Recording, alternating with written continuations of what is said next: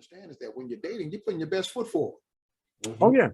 They don't see the final notice prior to disconnection. They don't see those red letters, right? They don't get to see that stuff when they come over to the house or the apartment. That stuff is in the garbage or hid somewhere, right? You know.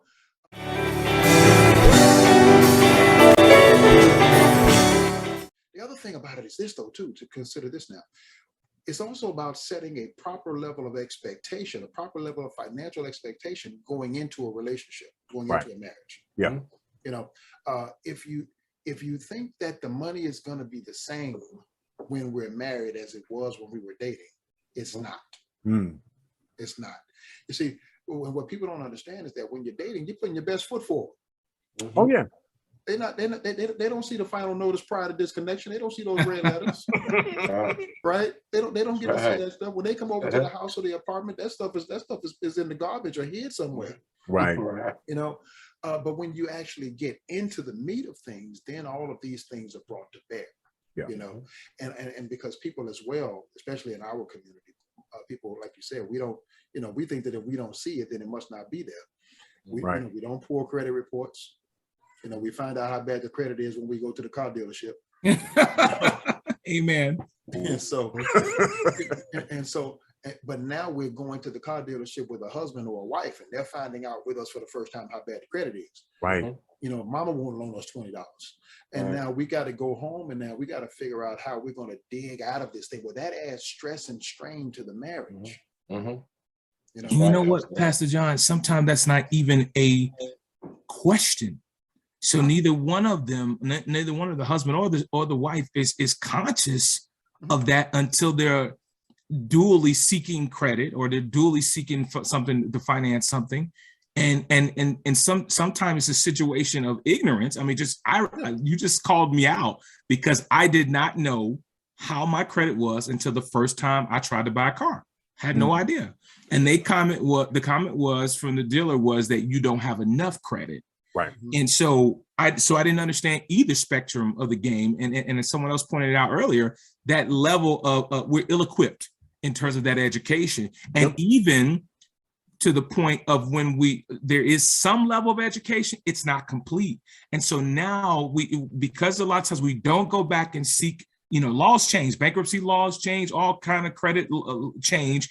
And we know the credit system was not designed to support our culture. I mean, let's just call it out. It wasn't. And if you don't know, you're going to fall victim to it, right? And so it's important that you continue to seek education in terms of credit, whether it's through your church, and that's a blessing if it's offered through your church, or any some type of credit agency. But it's important that we seek that education.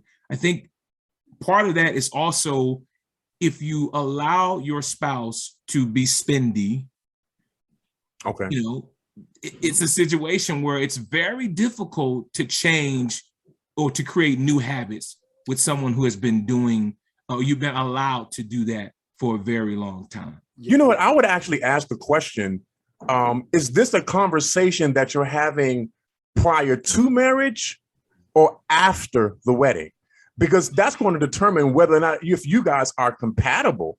If your behavior in terms of your spending is just to spend all the money, to buy everything you just see, especially if you're feeling bad, and you got somebody on the other side of the spectrum who is a saver, who is frugal, who wants to actually do something with their finances, you got two people who are not talking about how they spend their money. Yeah. That's a serious issue. And I think, honestly, if we're going to be serious about the relationships that we're involved in terms of the longevity of our relationships, then it needs to be said that we need to have a deliberate, transparent, full disclosure conversation about our finances. Well, let's call this out too, guys. There are relationships that start and are continuing to have separate bank accounts. Sure. Okay. They have separate bank accounts and separate accountability. You pay this, you pay for yours, I take care of the main stuff. And then when the breadwinner or the person, the head of household who has a season change and can afford to pay, carry the majority of the bills, now they ask the partner to shoulder the load. Well, you've already set this process in place that that person doesn't have to be accountable for some major finances that are required to maintain a household. Right. To your point, you're talking about the life changes that take place. You know, could be an injury, you know, that happens, or illness. Could just be a down market. You know, could just, people, they could just, we could fall into a recession and folks just start, laying folks off and getting fired and things like that. Just life doing what life does. And if you're not properly set up, if your level of expectation for what life does isn't set up properly at the beginning, then you're going to run into some hard times when life happens. I'm not, personally, me and my wife, we keep all of our finances together. But I don't necessarily advocate that for everybody else. You do what works for you in that aspect. But regardless, everybody's got to be 100% in. Right. You know, regardless of where you keep the money at and whose name it is, at the end of the whose name is under. At the end of the day, it's all got to be ours when the chips are down. Yeah. Absolutely. Yeah. I think my situation is a little bit different because I just got remarried, and so she had finances. My wife had separate finances, separate bank accounts. I had the same thing. But what we did do is we have a joint account together where all the money goes in terms of, paying the mortgage, paying the bills, things of that nature. But the other thing that we do is we're on each other's credit cards accounts. So if something were to ever happen to me, she has access to everything financial in my life. And the same goes for her. I'm on all of her accounts. But then I think it also has to do with that full disclosure, that full transparency. I'm not hiding anything. I don't have a secret account stashing away money or whatever that you don't know about. Everything that's financially within my household, everybody has access to, whether my wife has access to.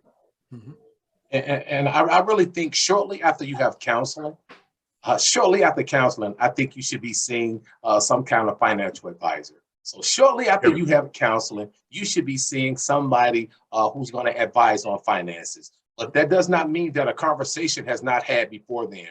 I told you guys before, I am big on asking questions. I'm not afraid of what the answer may be. If we're going to ask questions about certain other things, about exes and these things, we need to be asking people and not be afraid to say, hey, what's your credit score? Yes, sir. Yeah. We shouldn't be afraid to ask those things as well. Pastor John, we did a thing on kind of like financial literacy, and where are you planned at if an emergency come up?